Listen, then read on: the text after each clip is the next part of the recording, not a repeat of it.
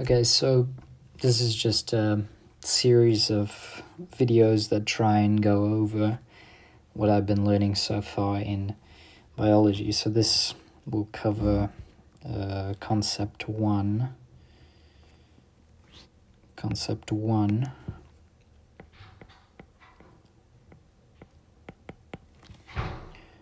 which is talking about life and origins, and there's some associated information. So the four main things we want to talk about is characteristics,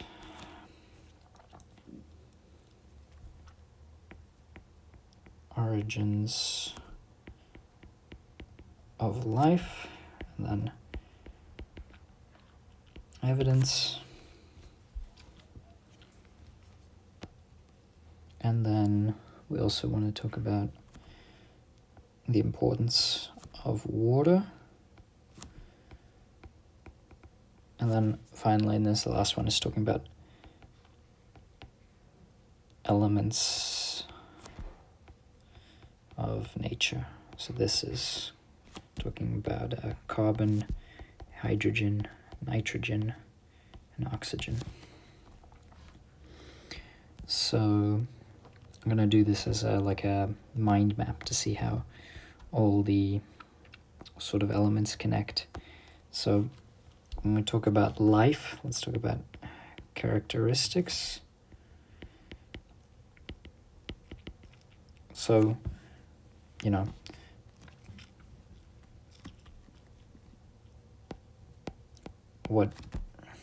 what is life? Very broad question, but there are some characteristics that all life shares. So, same like composition, like for example, you have cells being made of very similar things, so similar elements. So it's like consistent. Yeah, there's a consistent composition of these things in general. This is like to do with the elements, and that links into the elements of life. Now as well, we want to talk about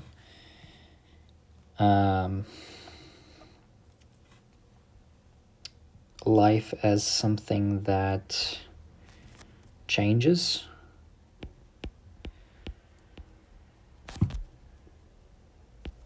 over time. Like so the term very common is evolution. So cells evolve over time, and they take on different specific characteristics as a result of changing over time. Cells can also communicate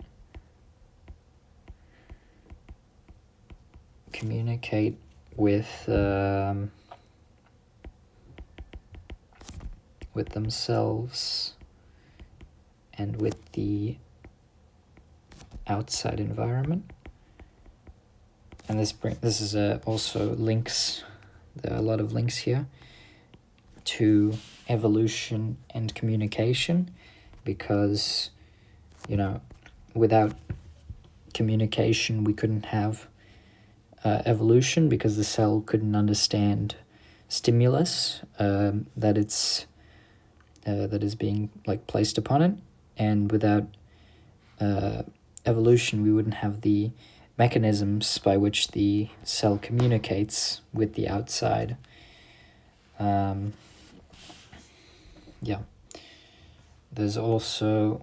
also want to talk about life living in a community.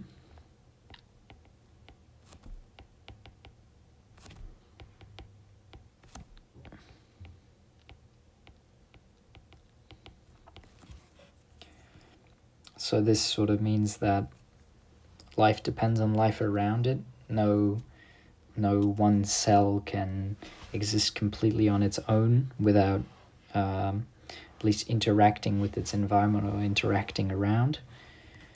Okay, so we have a cell we have some life that changes over time, needs to communicate, same composition, lives in a community. We also talk about the cell regulating its internal environment.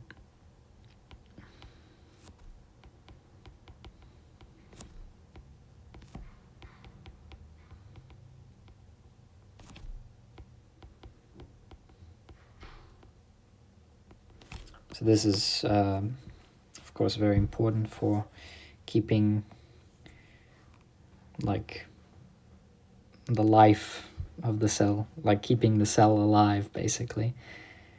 Or keeping the organism alive.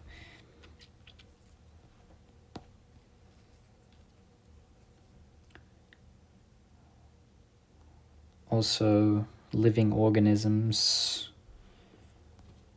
are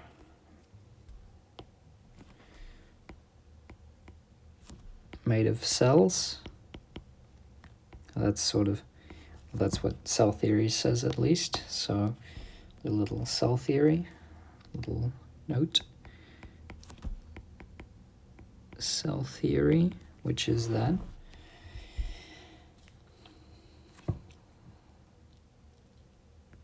a cell is the basic unit of an organism.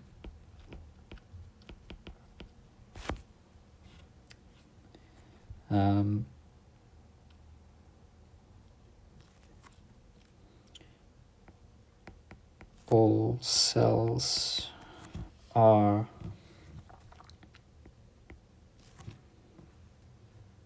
coming from the same, sorry about that, more accurate to say all cells come from pre-existing cells, and then all cells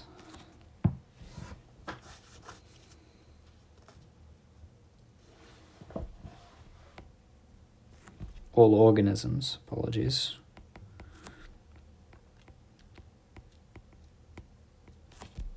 are composed of cells.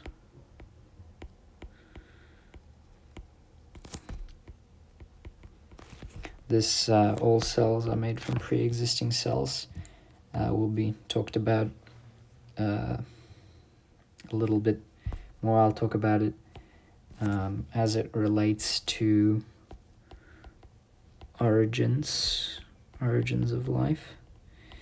So yeah, characteristics overall, we have regulation of internal environment, living in a community, there's evolution, there's a change over time, there needs to be communications with the cell themselves and outside, and they have a consistent composition that they're composed, that they're made of cells. That's what cell theory says. If we, the general sort of, this is like a bit of an extension on this. So let's talk about origins of life now. This is the next topic. 1, 2, 3, 4. So we've covered this one. Now let's talk about origins of life. So there are two very broad theories about how life came about, and they have their own like associated evidence. So one is life forming spontaneously from like non-living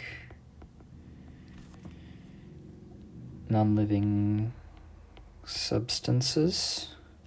And the second one is that life came to Earth from space. So basically it's like, this is actually quite interesting in my opinion, is that you have these two fairly different theories, but both lead to the same conclusion. The conclusion of both of these is that we have this singular cell. This singular cell goes on to make two cells, and so on, and that's life, as Frank Sinatra might put it. Yeah, it's very important. So the origins of life eventually lead into the cell, and that one cell, the thought is that there's one cell that is the common ancestor of all these cells, which is what the sort of like this line of cell theory states, is that all cells come from pre-existing cells. So of course there must be one cell that started it, one prime mover, something that started the movement. Okay, so let's look at this theory. So this one, it's like saying that in early Earth we have very like different conditions than we had now. So this is relating to the atmosphere and the concentrations of certain like things in the sea were different and the oceans were different, and there wasn't any life. It's just like rock basically. So the theory is that life simply, that there was like a confluence of different things, and eventually something collided in the right way. This is talking about a chemical reaction, chemical / physical reaction that just happened to sprout life as we know it, and that cell replicated, and you have life from there. So if we look at evidence, so we look at Miller-Urey.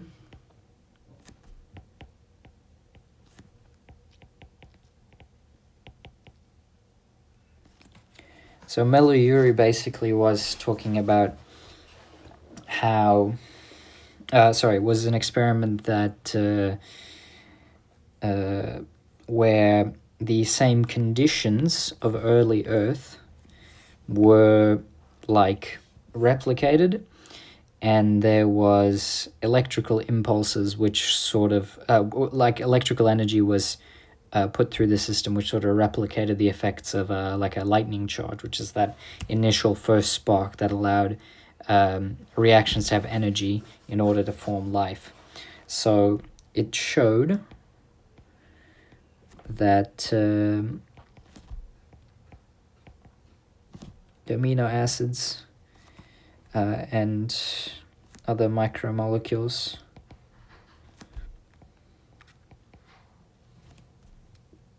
amino acids is the most important part, that amino acids formed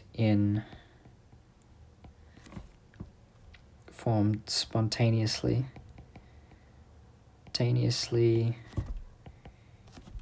in conditions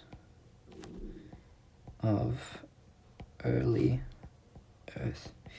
So this seemingly provides evidence that if they can create amino acids, which are the building blocks of proteins, then we can sort of have life just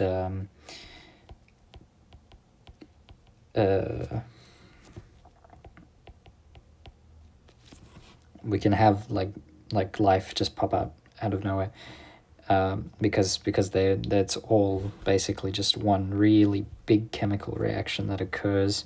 There's energy given into the system, and voila, you have life. Now the second one is talking about how life came to space. Life came to Earth from space, so that there's already life formed, and then you have like a meteor or something like that, which had a cells that populated Earth and brings us to life now.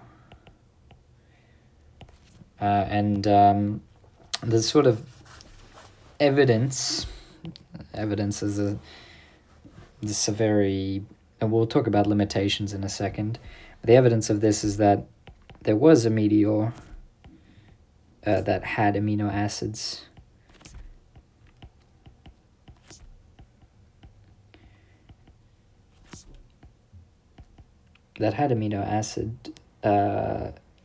Present, and thought is that, of course, back then, 3.5 billion years ago, there was just another one that had the same conditions, and ultimately it was further through in formation.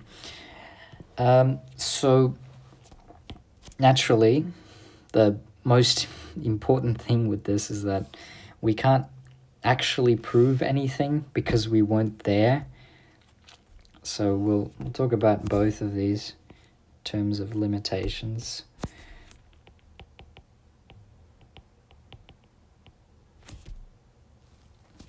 So with Miller-Urey, for example, yes, it shows that we can spontaneously form amino acids, just, because of the conditions of that system. But we can't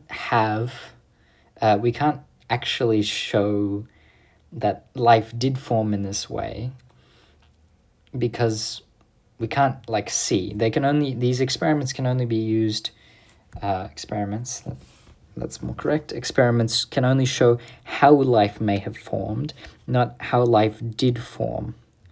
Because then there's this equally valid meteor theory.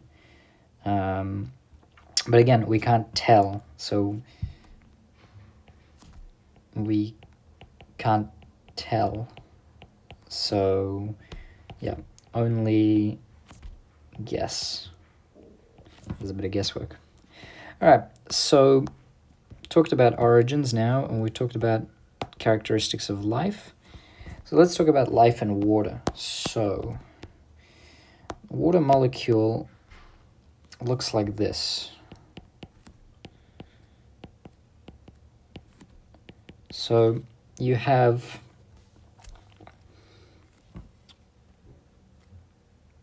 these lone pair electrons here and here, and you have a covalent bond,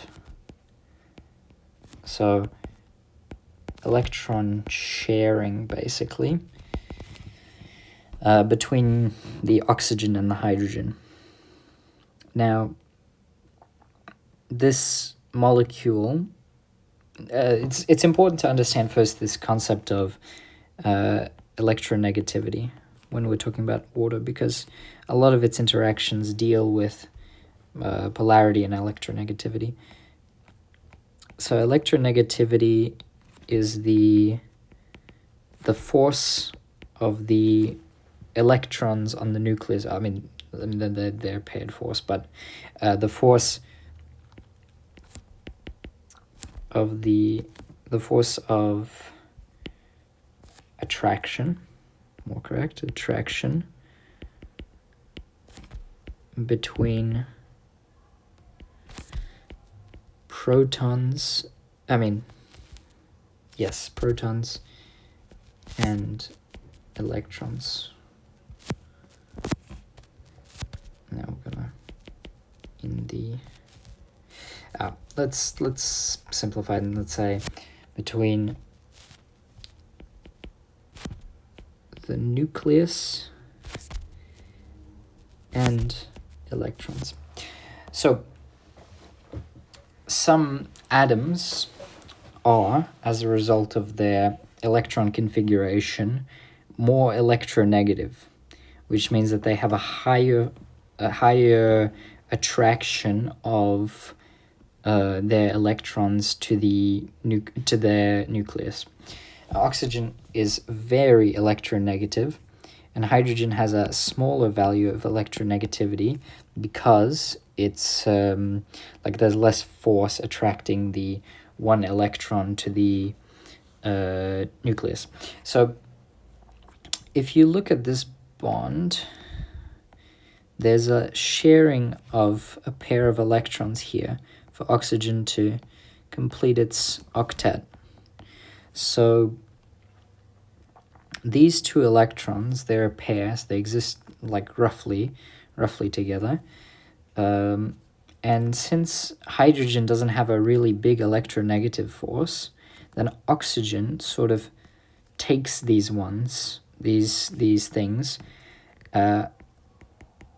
Oxygen attracts the E minus of the bond more than H.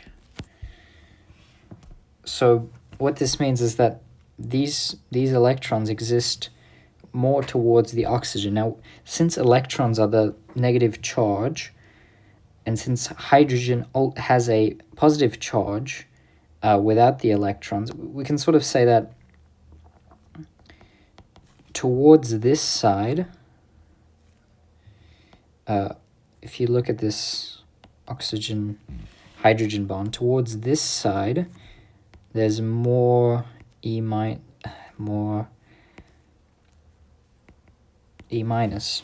So there is this dipole created where this has a more negative charge and this has a more positive charge. Now, this leads to the overall molecule being polar, as in one side has a different charge.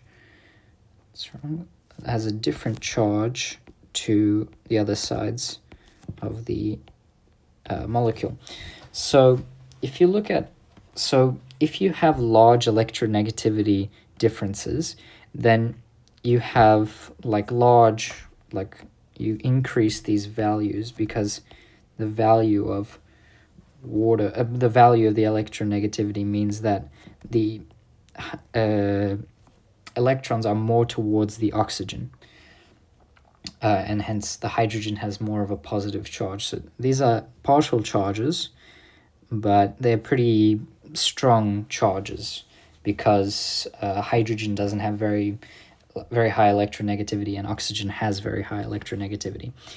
The bonds with oxygen and hydrogen are called hydrogen bonds. They're like, let me explain with the context of another molecule. So water bonds sort of like this. How to draw this best?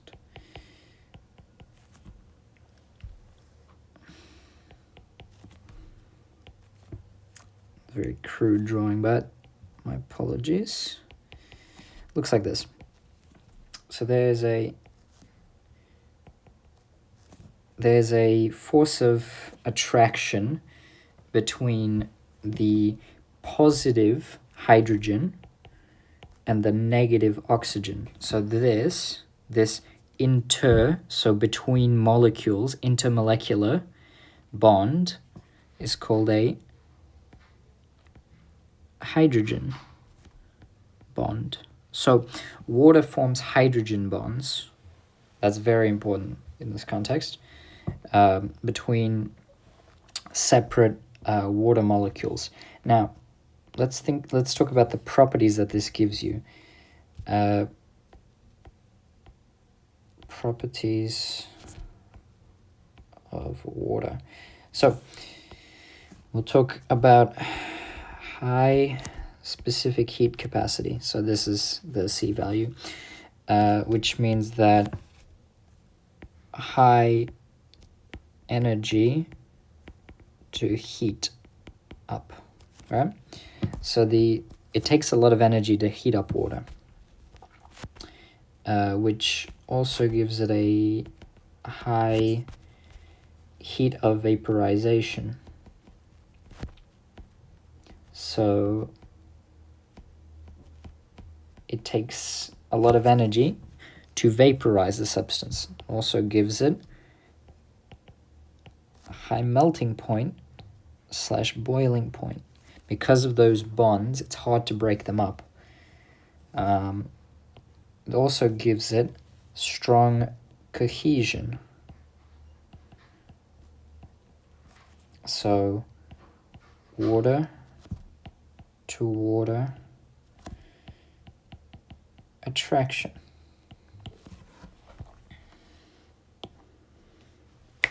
Now also, it gives the water molecule these hydrogen bonds. The hydrogen bonds give water a high adhesion. So water bonding to other molecules. Right? Cool. So all of these properties are why water is so important to life. It's because it takes a long time to heat up, so it's a great... there's one final thing that we got to talk about. Just make a little... just make a little note here that says, this is very important too, how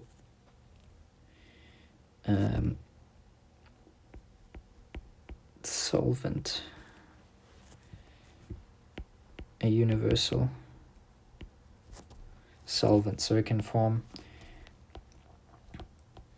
hydrophilic interactions easily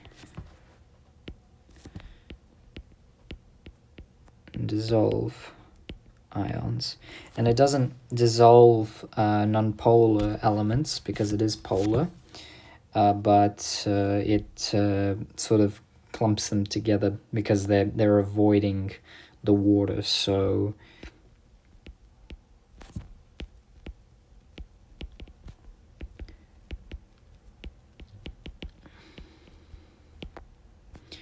basically these it's a universal solvent. It just dissolves a lot of stuff, but all these properties are why it's so important to life. So if you look at melting point, boiling point, right, you don't want your organism to be subjected to too high or low temperatures based on any heat that's added into a system. So since there's so much water in something like the ocean, of course life came from the ocean because there is a more constant temperature in the ocean, which better promotes life, a cohesion, so that like leads to something like water pressure freeze, water cohesion and adhesion lead to water tension, and that tension allows like for example a little bug to sort of skid on top of water. This is very nice, but it just allows water to be like one sort of very homogeneous unit. The high specific heat, it just takes a long time to heat up, and the universal solvent means that many things dissolve in it, such those that are polar and hydrophilic, and it dissolves a lot of ions, and as well it allows sort of clumps hydrophobic molecules together. So that's why it's important to life. It's vital to life because of all of these properties. So the final thing that we gotta talk about is elements of nature. So this will be very short. So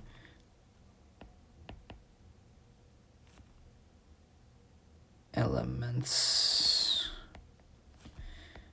of nature. So the most common are carbon, hydrogen, nitrogen, and oxygen. And then there are some less common trace elements, they're called, like Fe, Cu, Mg is in there. There are a few others, but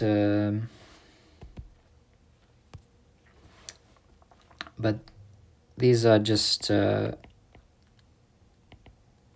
essential to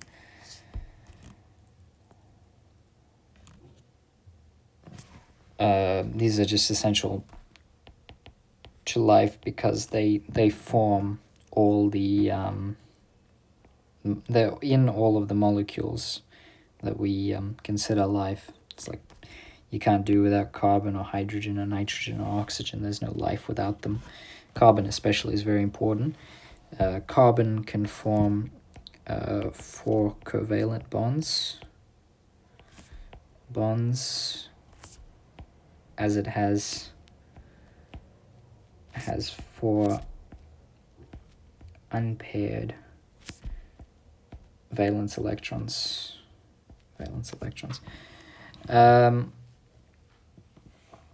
Right, yep. Now, there's some forces between all of these, and the forces that we talk about here in relation to these molecules are intermolecular forces, because many molecules make up a cell. So intermolecular forces, there's like three key ones. So, well, 2 necessarily, but we make the distinction. So hydrogen bonding, most commonly you have between oxygen and hydrogen. You can have nitrogen and hydrogen, sulfur and hydrogen, fluorine, hydrogen. These ones are very uncommon. I mean, this fluorine, hydrogen. Sulfur hydrogen happens in amino acids. These ones occur fairly regularly, these ones that are circled like this, but these ones less so. Yeah. So these are very large EN differences that lead to a polar molecule. I should talk about this actually. So the reason these molecules can form these bonds in the first place is because you like have rise to like polarity. So polarity. So you have large EN differences across a bond plus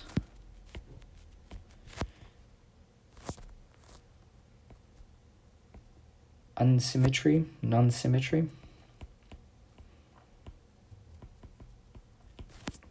So for example, this will be polar. Meanwhile, this will not be polar.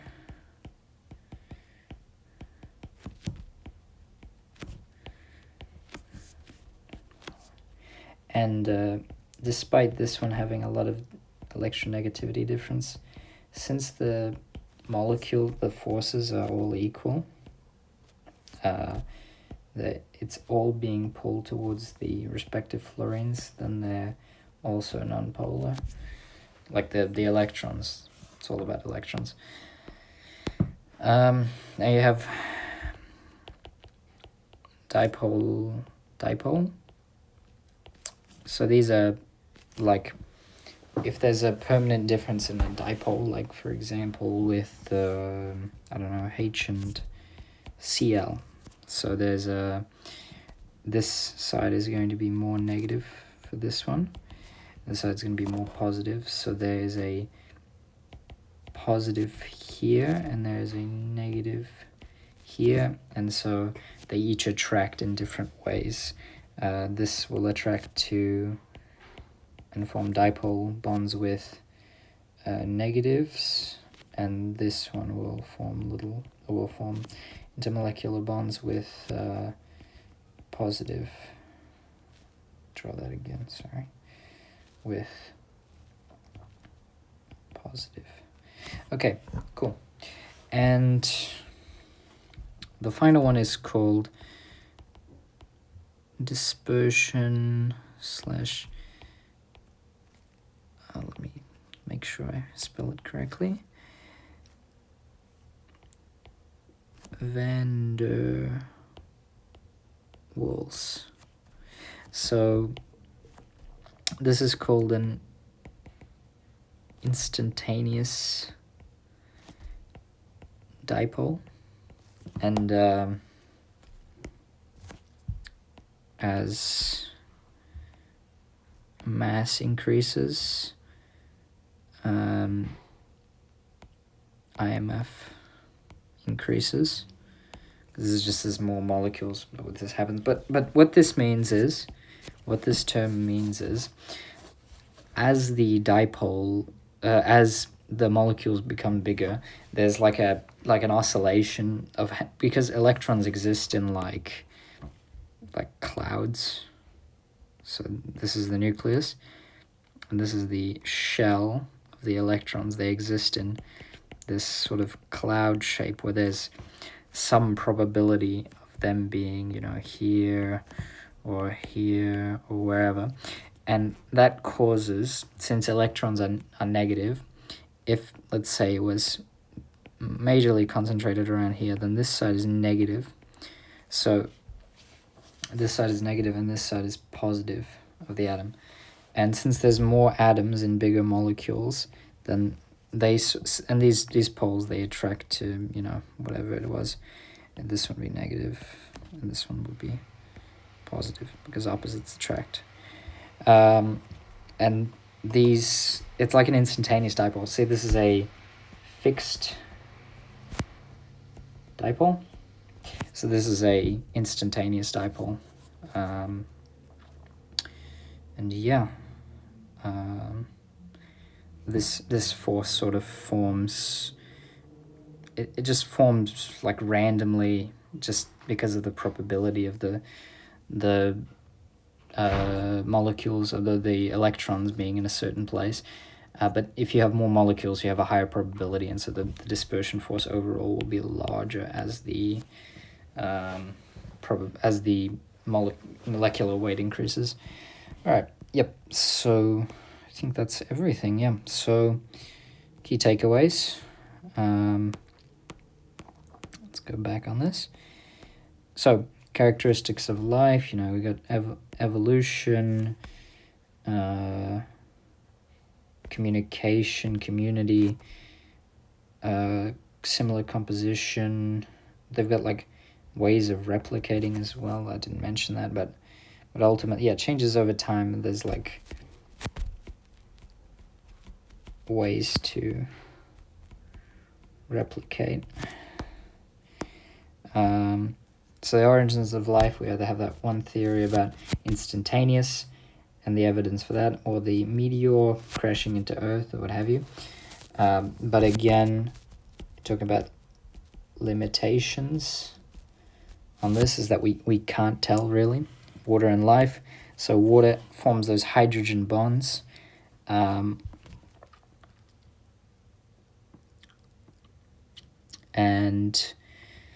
those hydrogen bonds basically allow you to allow water to have high all these properties, but there's a high specific heat capacity. It takes a lot of energy to heat it up. High melting boiling point, high cohesion, high adhesion. It's a universal solvent. So all these factors play into why water is like a perfect medium basically to sustain life. And the elements of nature. So there are carbon, hydrogen, nitrogen, oxygen. All of these have their own they just comprise the bigger molecules that describe that are life basically. And there are intermolecular forces like dispersion, dipole, and hydrogen bonding. Hydrogen bonding is as well, I forgot to mention, just a very strong form of dipole. That dipole is really quite strong, so that's why it's hydrogen bonded. I mean, that's why it's called. It's just differentiated because it's stronger than dipole. Okay, forces. So, this one is the weakest. This is the second weakest, and this is the strongest. So this is a small force, this is a slightly bigger force, and this is quite a big force in general, but as there's a caveat on this, as it increases, it can be bigger than just like single molecule. Like a really big molecule will have more dispersion forces than polar forces, potentially, if there are more non-polar groups that exist in that molecule. But yeah, carbon, hydrogen, nitrogen, oxygen, very important for life, and there are other trace elements that sort of that are essential to life because they form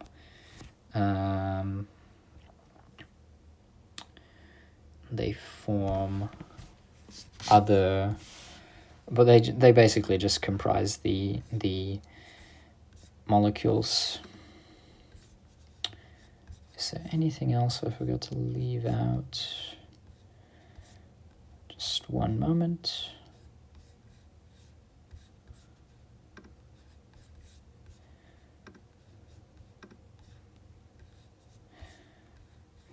All right, these molecules, they form groups basically. These ones, they form functional groups in elements. We'll talk about that probably in another video.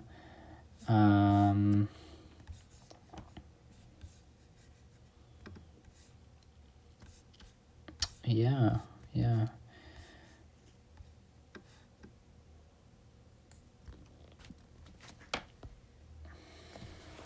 Ways to, so this one will expand just a bit on the last little bit. Made of cells, genetic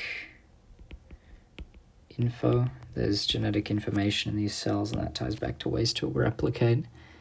Here's a major one I left out. They extract energy and use it. And they also, yes, they lives in a community slash population.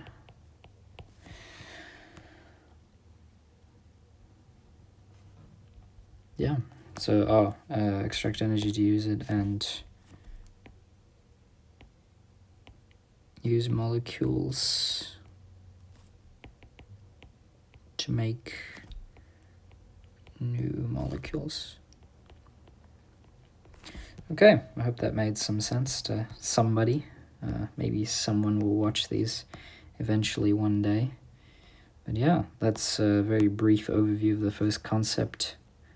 Fairly good overview, I'd hope, of the first concept in biology. Okay, thank you very much.